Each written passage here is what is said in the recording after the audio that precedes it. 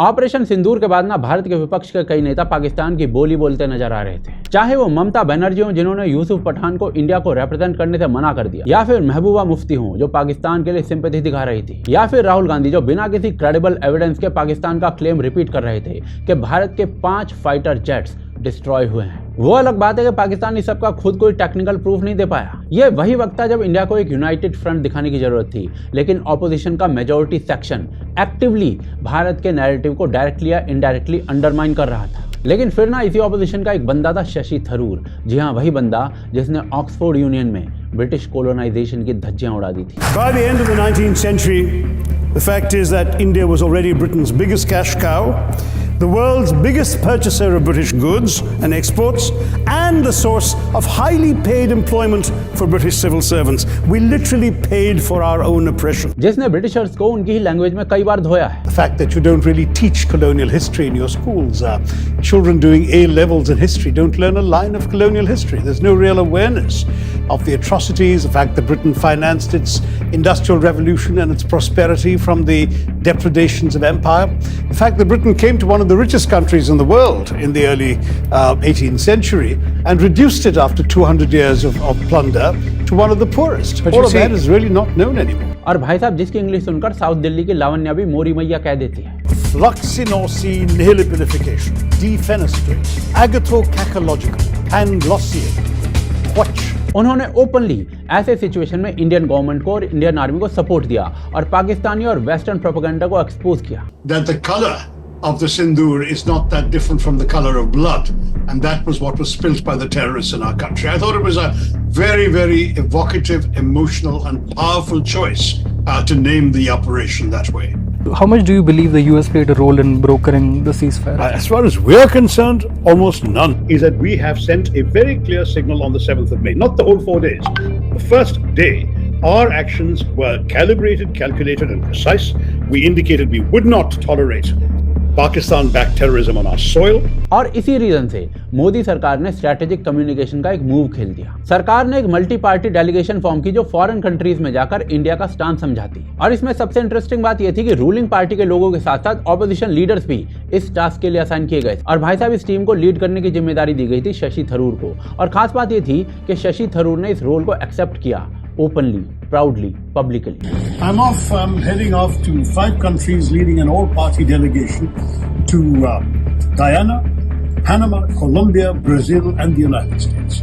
And the reason we're going is to speak for the nation, to speak about this horrendous crisis we were subjected to, in which our country was attacked by terrorists in the cruelest possible way. We need to speak up with clarity and conviction for our country, for our response, and to give the world the message that we will not be silenced by terrorism. और इसके बाद इस बंदे ने जिस तरीके से America में जाकर पाकिस्तान को धोया है ना, उसे देखकर बस यही मुंह से निकलता है कि इतना कौन मारता भाई। I don't work for the government, as you know. I work for an opposition party, but I myself authored an op-ed in one of India's leading papers, the Indian Express, within a couple of days, saying the time had come to hit hard but hit smart. And I'm pleased to say that's exactly what India did. 2015 was the last opportunity for them to behave, to cooperate, to really show they were serious about ending terror as they claimed every time that they were.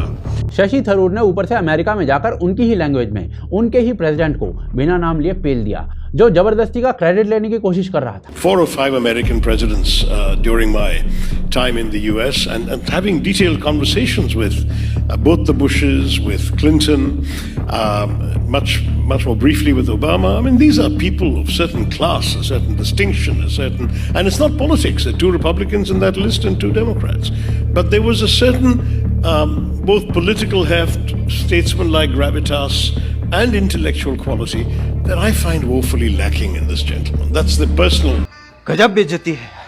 पर देखिए शशि थरूर का selection कोई coincidence नहीं था। ये बंदा सिर्फ electron नहीं है, वो वेस्ट की लैंग्वेज, लॉजिक और डिप्लोमेसी का डीएनए जानता है। जब अल जजीरा या बीबीसी इंडिया पे बायस रिपोर्टिंग करते हैं ना, तो थरूर वो नहीं करता जो आम बीबीसी का स्पोक्स पर्सन करता है, नारे, डिफेंसिव टोन या फिर आइडेंटिटी पॉलिटिक्स, बल्कि वो कामली, लॉजिकली और आर्टिकुलेट तरीके से उन्हीं की भाषा में उनका नैरेटिव तोड़ता है। और भाई साहब ये सिर्फ एक बार नहीं हुआ है, चाहे कश्मीर हो, पुलवामा हो, सीए हो या फिर ट्रूडो द्वारा इंडिया पर आरोप हो, जब भी इंटरनेशनल जर्नलिस्ट ने बायस्ड फ्रेमिंग की है, थरूर ने उन्हें स्ट्रांगली डिसमेंटल किया है। और देखिए, जब इंडिया का एक ऑपोजिशन का एमपी इंडिया को सपोर्ट करता है ना बाहर जाकर, तो उसमें क्रेडिबिलिटी भी होती है जो रूलिंग पार्टी के लोगों को वेस्टर्न मीडिया में नहीं मिलती है। जब बीजेपी का एमपी या बीजेपी को कोई पॉलिटिशियन बोलेगा ना, तो उन्हें सरकार की बोली बोलने वाला, कम्युनल, नेशनलिस्ट ये टैग मिल जाते हैं। लेकिन जब थरूर या ओवैसी सेम बात बोलते हैं ना लॉजिकल तरीके से, तो वेस्ट के पास फिर कोई नैरेटिव नहीं बचता। आज पूरी दुनिया में इंडिया का स्टांस रखने के लिए एक मल्टी पार्टी डेलीगेशन घूम रहा है, जिसमें BJP, Congress, DMK, Shiv Sena, RJD, AIMIM जैसी पार्टियों के लोग एक ही प्लेटफॉर्म पे भारत की तरफ से बोल रहे हैं। और इस डेलीगेशन के हेड हैं शशि थरूर। उनके साथ असदुद्दीन ओवैसी भी हैं, जिन्होंने पाकिस्तान की ऐसी बजाई हुई है कि रावलपिंडी में अभी तक मातम है। And these stupid jokers, they want to compete with India. They had given a photograph of a 2019 Chinese army drill, claiming it's a victory over India. Now this is what Pakistan indulges in. तो नकल करने के लिए अकल भी चाहिए, इन नालायकों को अकल भी नहीं है। ये बार बार पाकिस्तान ये कहता है कि हम न्यूक्लियर बॉम्ब हमारे पास है, एटॉमिक बॉम्ब है। याद रखिए, अगर आप किसी मुल्क के अंदर जाकर मासूम लोगों को मारेंगे तो कोई भी मुल्क खामोश नहीं बैठने वाला है। और मजहब पूछकर किसी को गोली मारना, तुम कौन से दीन की बात कर रहे हो? तुम तो खवारिज से बदतर हो, तुम तो आईसिस के जानशीन हो जो हरकत की। ओवैसी पाकिस्तान के टेररिस्ट नैरेटिव की धुलाई कुछ इस तरीके से कर रहा है। This problem emanates from Pakistan only. Unless and until Pakistan stops promoting, aiding, sponsoring all these terrorist groups, this issue will not go away. और भाई साहब, इस पूरी की पूरी बात में सबसे ज्यादा रिस्पेक्ट वाली बात यह है कि इन दोनों के दोनों लीडर्स ने डिस्पाइट अपना ट्रेडिशनल वोट बेस देश के इंटरेस्ट को प्राइमरी रखा है। ये लोग भी चाहते ना तो राहुल गांधी और ममता बनर्जी की तरह पैटी पॉलिटिक्स कर सकते थे, नैरेटिव को एंटी इंडिया डायरेक्शन में घुमा सकते थे, लेकिन इन्होंने ऐसा किया नहीं। राहुल गांधी ना अपनी इसी पॉलिटिक्स के चलते पाकिस्तान के टीवी पर छाए हुए हैं आजकल। कितने भारतीय तैयारे तबाह हुए। भारतीय ऑपोजिशन लीडर राहुल गांधी का मोदी सरकार से एक बार फिर सवाल। भारतीय वजीर खारजा जयशंकर के इस दावे पर कि भारत ने पाकिस्तान को हमलों की पेशगी इत्तला दी थी। राहुल गांधी बोले, जयशंकर की खामोशी सिर्फ मानी खेज नहीं बल्कि तबाहकुन है। और इसके बिल्कुल उलट थरूर ने ओपनली बोला कि India has every right for operation Sindoor. तो भाई साहब, जब हम कहते हैं ना कि ऑपोजिशन को कुछ सीखना चाहिए, तो वो ये है, disagree with the government but don't disown the nation. और थरूर ने यही किया है, इंटेलिजेंटली, कॉन्फिडेंटली और gracefully. I disagree with Tharoor and Owaisi on many things, but जिस तरीके से वो भारत के कॉज को दुनिया में इस समय रख रहे हैं ना, राहुल जी को सीख लीजिए उनसे।